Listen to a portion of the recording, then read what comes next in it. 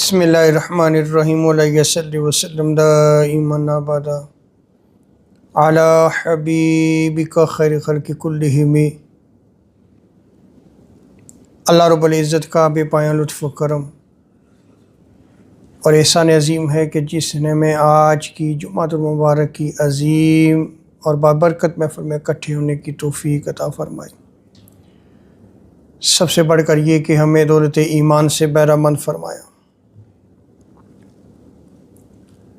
آج ہمارا موضوع گفتگو نکاح کی فضیلت، اور اس میں بالخصوص ہم گفتگو کریں گے کہ نکاح کرنے سے پہلے اگر عورت کو دیکھ لیا جائے تو اسلام اس کی بھی اجازت دیتا ہے، اور اس حوالے سے احادیث مبارکہ شاہد ہیں۔ انشاءاللہ تبارک و تعالی آج ہم اس کا بھی ذکر کریں گے۔ اور اگر ہم کسی بھی سوسائٹی کا مطالعہ کریں تو ہمیں یہ بات علم ہوتی ہے کہ ہر سوسائٹی میں مرد اور عورت کے جوڑ کے لیے کوئی نہ کوئی ایک طریقہ کار ہے۔ اس پہ بھی میں انشاءاللہ تبارک و تعالی گفتگو کروں گا کہ جاہلیت میں کن کن طریقوں سے جو ہے وہ نکاح کیا جاتا تھا، کیا صورتیں تھیں، اور اسلام نے کس صورت کو قائم رکھا۔ جس سوسائٹی میں نوجوان مرد ہو یا عورت ہو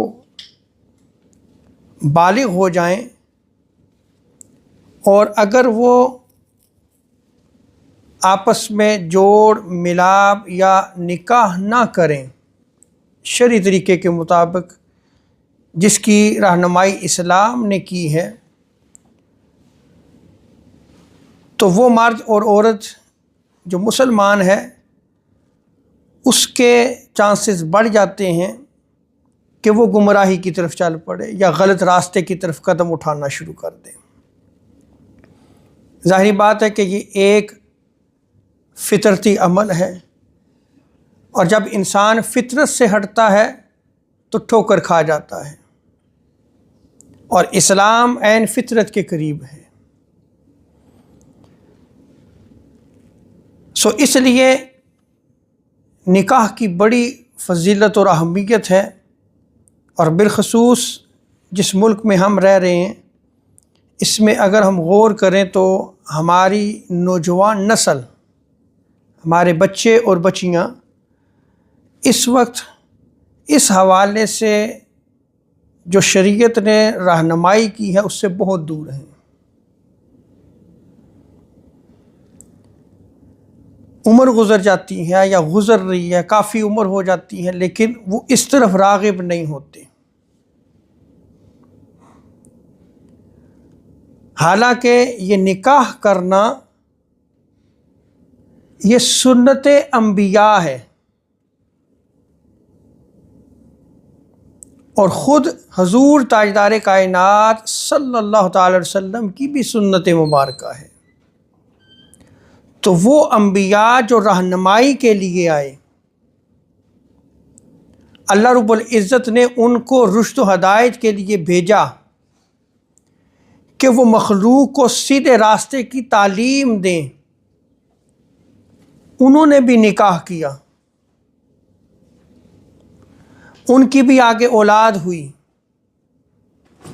جیسا کہ سورہ الرعد ورس 38 میں اللہ تبارک و تعالی ارشاد فرماتا ہے وَلَقَدْ أَرْسَلْنَا رُسُلًا مِّن قَبْلِكَ وَجَعَلْنَا لَهُمْ أَزْوَاجًا وَذُرِّيَّةً، کہ بے شک ہم نے آپ سے پہلے رسول بھیجے تھے اور ہم نے ان کے لیے بیویاں اور اولاد بھی بنائی۔ یعنی جو انبیاء حضور صلی اللہ تعالی وسلم سے پہلے گزرے ہیں انہوں نے شادیاں بھی کی، ان کے بچے بھی تھے۔ تو اللہ رب العزت نے یہاں اس چیز کو بیان فرمایا، اور آقا علیہ الصلوۃ والسلام کی سنت مبارکہ بھی ہے یہ نکاح کرنا، یہ مبارک عمل ہے، جیسا کہ آقا علیہ الصلوۃ والسلام نے ارشاد فرمایا، سنو اللہ کی قسم، بے شک میں تم میں سب سے زیادہ اللہ سے ڈرنے والا ہوں، اللہ کا خوف رکھنے والا ہوں۔ تو اس کائنات میں حضور سے بڑھ کر کوئی خوف رکھنے والا نہیں ہے۔ حضور علیہ الصلوۃ والسلام نے اللہ رب العزت کی ذات کی قسم اٹھاتے ہوئے یہ ارشاد فرمایا کہ میں سب سے زیادہ ڈرنے والا ہوں اور تم سب سے زیادہ متقی ہوں، لیکن اس کے باوجود میں روزہ بھی رکھتا ہوں اور بعض اوقات روزہ چھوڑ بھی دیتا ہوں، رات کو نماز پڑھتا ہوں، رات کو سوتا بھی ہوں، اور میں عورتوں سے نکاح کرتا ہوں۔ تو دیکھیں حضور علیہ الصلوۃ والسلام نے تقوی کا ذکر کرنے کے بعد، عبادت کا ذکر کرنے کے بعد کس عمل کا بیان فرمایا؟ اپنی کس سنت کی طرف جو ہے وہ ترغیب دلائی کہ میں نکاح بھی کرتا ہوں۔ اور آگے آقا علیہ الصلوۃ والسلام نے ارشاد فرمایا کہ پس جس نے میری سنت سے منہ پھیرا، اس نے اعراض کیا، وہ مجھ سے نہیں ہے، یعنی اس کا میرے ساتھ کوئی تعلق نہیں ہے، وہ میری سنت پہ عمل کرنے والا نہیں، وہ میری سنت پہ چلنے والا نہیں، میرے طریقے پہ چلنے والا نہیں۔ تو آقا علیہ الصلوۃ والسلام کا جو ہے وہ اس آقا علیہ الصلوۃ والسلام کی سنت یا آقا علیہ الصلوۃ والسلام کا طریقہ کیا ہے کہ عبادات بھی کی جائیں، رب کو بھی منایا جائے، لیکن اسی کے ساتھ اگر آپ بالغ ہو چکے ہیں اور آپ میں قوت اور طاقت ہے تو آپ نکاح بھی کریں۔ یہ آقا علیہ الصلوۃ والسلام کی سنت مبارکہ ہے۔ اسی طرح آقا علیہ الصلوۃ والسلام نے ارشاد فرمایا، اے جوانوں، اب اس روایت پہ غور کریں۔ آپ آقا علیہ الصلوۃ والسلام نے ینگسٹرز کو مخاطب کیا ہے، نوجوانوں کو مخاطب کرتے ہوئے حضور علیہ الصلوۃ والسلام نے ارشاد فرمایا کہ تم گھر بساؤ، کیونکہ یہ نظر کو نیچے رکھتا ہے۔ یعنی حضور علیہ الصلوۃ والسلام نے نوجوانوں کو ترغیب دی ہے کہ نکاح کرو، یہ ایک ایسا بابرکت عمل ہے کہ تم یہ عمل کر لو گے تو تمہاری نگاہ کی حفاظت ہوگی، جب نگاہ کی حفاظت ہوگی تو تمہارے قلوب و اذہان کی بھی حفاظت ہوگی، نہ تمہیں برے خیالات آئیں گے، نہ بری سوچ آئے گی، اور نہ ہی برے اعمال کی طرف تم راغب ہوگے۔ پھر اس لیے کہ حضور علیہ الصلوۃ والسلام نے پہلے ہی سد باب کر دیا، پہلے ہی روک دیا کہ تم نکاح کر لو، نظر نہیں بہکے گی، جب نظر نہیں بہکے گی تو باقی اعمال سے بھی بندہ بچ جائے گا۔ تو آقا علیہ الصلوۃ والسلام نے نوجوانوں کو خطاب کرتے ہوئے یہ ارشاد فرمایا کہ اے جوانوں، تم گھر بساؤ، کیونکہ یہ نظر کو نیچے رکھتا ہے اور شرمگاہ کی حفاظت رکھتا ہے۔ اب حضور کی تعلیمات دیکھیں، حضور علیہ الصلوۃ والسلام نے بالکل اس حوالے سے واضح فرما دیا کہ تمہاری نگاہ کی حفاظت بھی ہوگی اور تمہاری شرمگاہ کی حفاظت بھی ہوگی۔ پس تم میں سے جو شخص اس کی طاقت نہ رکھے کہ وہ نکاح کر سکے، تو حضور علیہ الصلوۃ والسلام نے پھر ایک اور عمل دے دیا، اور وہ کیا ہے؟ حضور نے ارشاد فرمایا کہ تم پھر لازماً روزے رکھو۔ اگر تم نکاح نہیں کر سکتے، اس کی طاقت نہیں ہے، قوت نہیں ہے،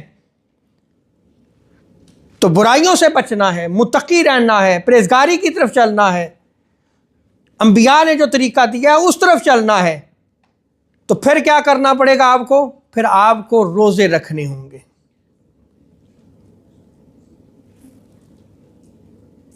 کیونکہ روزہ رکھنا اس کے لیے خسی ہونے کے قائم مقام ہے، یعنی اس کی جو شہوت کی قوت ہے اس کو روزہ کم کر دے گا، وہ برے خیالوں کی طرف نہیں جائے گا، برے اعمال کی طرف نہیں جائے گا. اب ہماری نوجوان نسل کو یہ سوچنا چاہیے، حضور علیہ الصلوۃ والسلام نے تو تعلیم دی ہے، اور جوانوں کو حضور علیہ الصلوۃ والسلام نے خطاب کرتے ہوئے ارشاد فرمایا ہے، یا نکاح کر لو، طاقت ہے تو نکاح کر لو، اگر طاقت نہیں ہے تو پھر روزے رکھنے ہوں گے. اب ہمارا حال تو یہ ہو چکا ہے کہ رمضان المبارک کے روزے بڑی مشکل سے نظر آتے ہیں ہمیں،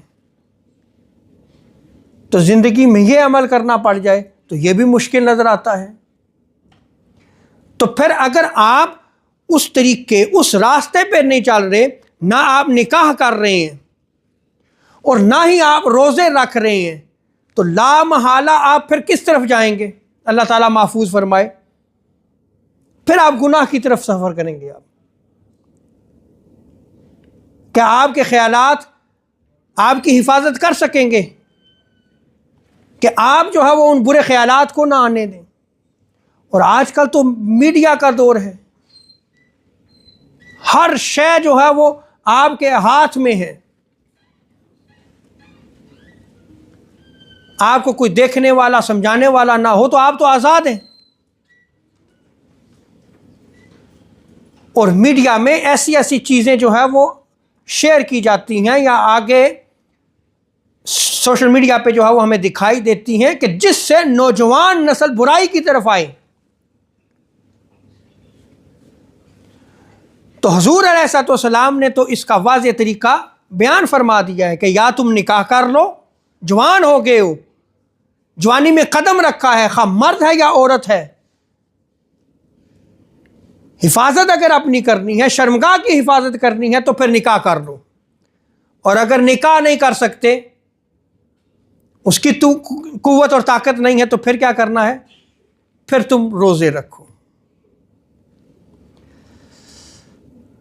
اور حضرت ابو ایوب رضی اللہ تعالی عنہ بیان کرتے ہیں کہ حضور صلی اللہ تعالی علیہ وآلہ وسلم نے ارشاد فرمایا، 4 چیزیں رسولوں کی سنت ہیں: مہندی لگانا، عطر یعنی خوشبو لگانا، مسواک کرنا، ٹیتھ برش، اور نکاح کرنا. یہ 4 اعمال رسولوں کی سنت ہیں.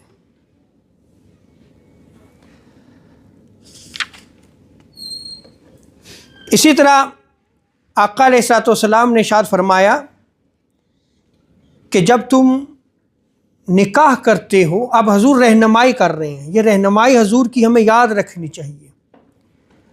ہم آج ہماری سوسائٹی کی طرف ہم دیکھیں تو ہماری سوسائٹی نکاح سے قبل، خواہ بچے کی طرف سے ہو یا بچی کی طرف سے ہو، سب سے پہلے کس چیز کو دیکھا جاتا ہے؟ مال کو دیکھا جاتا ہے. اور آپ پاکستان میں اگر دیکھیں تو آج بہت ساری غریب بچیاں گھروں میں بیٹھی ہوئی ہیں اس لیے کہ ان کے پاس مال نہیں ہے. حیثیت دیکھتے ہیں، اسٹیٹس دیکھتے ہیں. خیر یہ تو پاکستان کی بات ہے نا، ہم نے تو یہاں زندگی بسر کرنی ہے نا. یہاں بھی یہی حالات ہیں، بلکہ اس سے زیادہ ابتر ہوتے چلے جا رہے ہیں.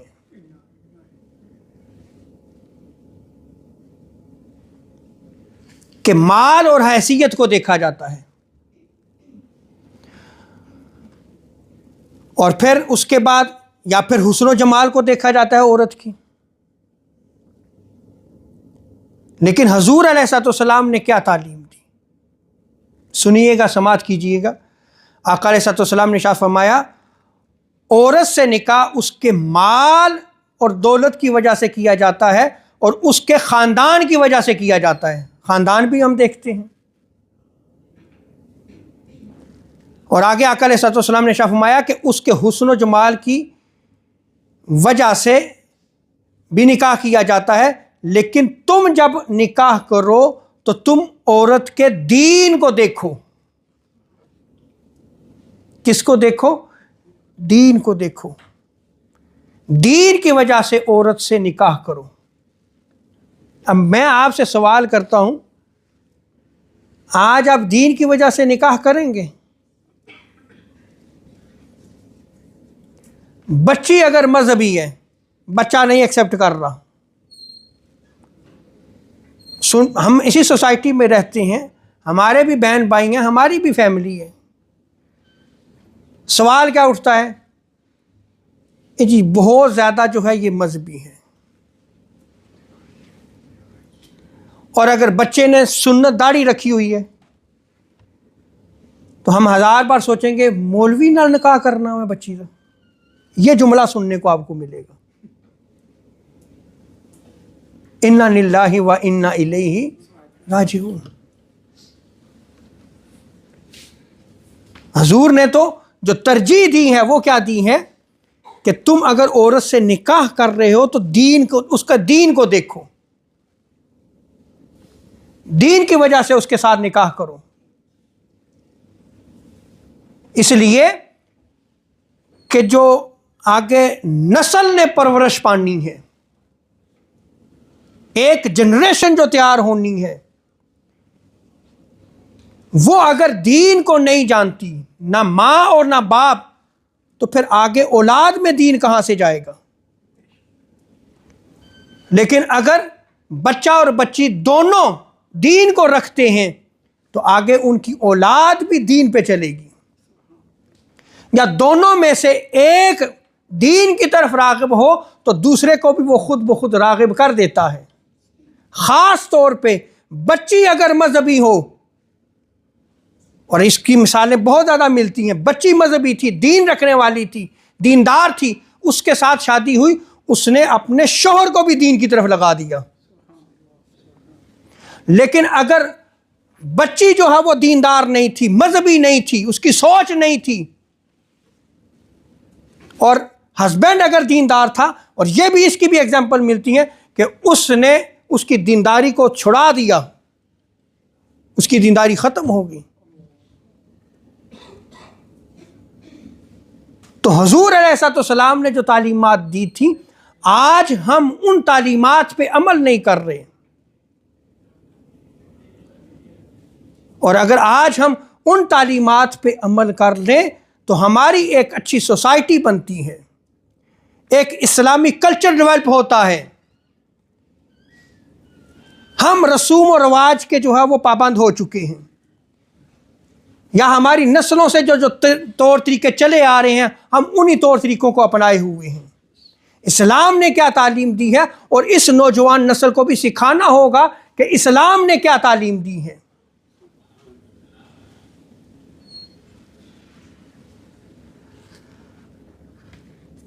تو اگر نکاح کرنا ہے عورت سے، اس کے دین کی وجہ سے اس کے ساتھ نکاح کرو، اس میں برکت ہے، حضور نے ترجیح دی ہے۔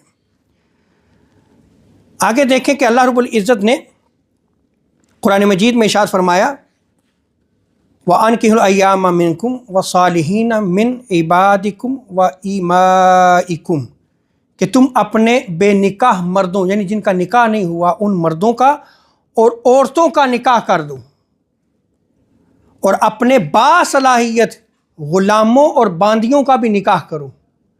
اس دور میں غلام ہوا کرتے تھے تو اللہ رب العزت نے ان کے حق کی بات بھی کر دی۔ آج چونکہ وہ غلامی کا دور نہیں ہے، کنسپٹ نہیں ہے، لیکن رہنمائی اللہ رب العزت نے فرما دی کہ جو تمہارے ماتحت تھے، وہ باصلاحیت تھے، چاہے وہ غلام تھا، باندی تھی، ان کا نکاح کرو تم۔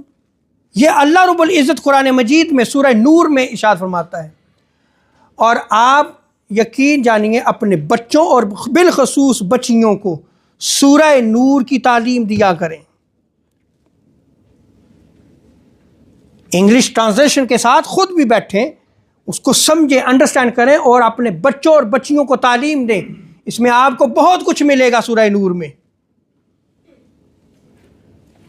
اور آگے اللہ تبارک و تعالیٰ ارشاد فرماتا ہے وَإِن يَكُونُوا فُقَرَاءَ يُغْنِهُمُ اللَّهُ مِن فَضْلِهِ، اگر وہ فقیر ہیں، وہ مرد جس کا نکاح نہیں ہوا، وہ عورت جس کا ابھی نکاح نہیں ہوا، وہ فقیر ہیں، تو اللہ تبارک و تعالیٰ اپنے فضل سے غنی کر دے گا۔ اور آگے اللہ رب العزت ارشاد فرماتا ہے واللہ واسع علیم، اور اللہ تعالیٰ بہت وسعت والا اور وہ بہت زیادہ جاننے والا ہے۔ اور ابن ماجہ میں اس روایت کو نقل کیا گیا ہے، حضور صلی اللہ تعالیٰ علیہ وسلم نے ارشاد فرمایا کہ جب تمہیں ایسا مرد نکاح کا پیغام دے جس کے دین اور اخلاق تمہیں پسند ہوں، تم اس کے دین کو پسند کرتے ہو، اس کے اخلاق کو پسند کرتے ہو، تو تم اس کے ساتھ نکاح کر دو۔ اگر تم ایسا نہیں کرو گے تو زمین میں تم بہت بڑا فساد جو ہے وہ برپا کرو گے، اس سے زمین میں بہت بڑا فساد ہوگا۔ اب حضور نے جو تعلیم دی ہے وہ کیا ہے کہ اگر بچہ جو ہے وہ اخلاق والا ہے، دین والا ہے، تو پھر نہ رکو۔ بچی کا رشتہ ہے، بہن کا رشتہ ہے، جوان ہے، بالغ ہے، شادی کی عمر ہے، تو تم اس کے ساتھ اس کی شادی کر دو، نہ روکو۔ پھر اب حضور نے کیا ارشاد فرمایا، نہیں کرو گے تو کیا ہوگا؟ فساد۔ کون سا فساد ہوگا؟ گمراہی کا فساد ہوگا۔ تباہی و بربادی کیا ہوگی کہ انسان فطرت سے ہٹ کر نعوذ باللہ من ذالک بری راہوں کی طرف چلا جائے گا۔ جو نکاح یعنی مرد عورت کا ملاپ تھا، جوڑ تھا، جو انبیاء کی سنت تھی، خود حضور صلی اللہ علیہ وسلم کی سنت تھی، وہ اس راہ کو چھوڑ کے اس راہ کی طرف چل پڑے گا کہ جس سے بندہ جو ہے وہ جہنم کا ایندھن بن جاتا ہے۔ آج ہماری نوجوان نسل کو یہ سوچنا چاہیے، اور آج ہماری نوجوان نسل کو اسلام کی تعلیمات کی طرف جو ہے وہ راغب ہونا چاہیے، کیونکہ جب تک ہم اسلام کی طرف نہیں آئیں گے ہمارے لیے کوئی کامیابی اور کامرانی نہیں ہے۔ اور آگے ام المومنین حضرت عائشہ صدیقہ رضی اللہ تعالیٰ عنہ بیان فرماتی ہیں کہ تم عورتوں سے نکاح کرو، وہ تمہارے پاس مال لے کر آئیں گی۔ یہ جہیز کی بات نہیں ہے۔ محدثین نے باقاعدہ اس پہ کلام فرمایا ہے۔ مال کیا لے کے آئیں گی؟ یعنی مال میں برکت کا سبب بنیں گی۔ جہیز تو اس پہ بھی انشاءاللہ جب میں نے اب یہ موضوع شروع کیا ہے تو انشاءاللہ اس کو میں اب جاری رکھوں گا، کیونکہ اس کی ڈیمانڈ تھی۔ اس پہ میں انشاءاللہ سبحانہ تعالیٰ وہ سارے معاملات بیان کروں گا جو شادی میں اب میں بولوں گا تو پھر مجھے آپ نے بولنے دینا ہے۔ یہ نہ ہو کہ کسی دن آپ مجھے یہ کہہ دیں کہ جی مولوی صاحب بس کر دو، کیونکہ وہ ہماری نسل کو پتہ ہونا چاہیے کہ ہم کیا کر رہے ہیں، یہ اسلام نہیں ہے۔ جہیز پہ بھی انشاءاللہ سبحانہ تعالیٰ ہم گفتگو کریں گے، لیکن یہاں جو حضور نے ارشاد فرمایا ہے کہ تمہارے پاس وہ مال لے کر آئیں گی، یعنی مال میں برکت کا باعث بنیں گی۔ اور آگے آخری روایت حضرت ابو ہریرہ رضی اللہ تعالیٰ عنہ بیان کرتے ہیں کہ حضور صلی اللہ تعالیٰ علیہ وسلم نے ارشاد فرمایا کہ 3 قسم کے مردوں کی اللہ تبارک و تعالیٰ مدد فرماتا ہے۔ اب دیکھیں اللہ کی مدد بہت بڑی مدد ہوتی ہے، اس سے بڑھ کے کوئی مدد کرنے والا ہے؟ اور حضور نے کیا ارشاد فرمایا کہ 3 مردوں کی اللہ رب العزت مدد فرماتا ہے، ان میں سے 2 کون سے ہیں؟ ایک جہاد پہ جانے والا اور دوسرا نکاح کرنے والا۔ اور نکاح کرنے والا نیت کیا رکھے، اللہ رب العزت اس کی مدد فرمائے گا۔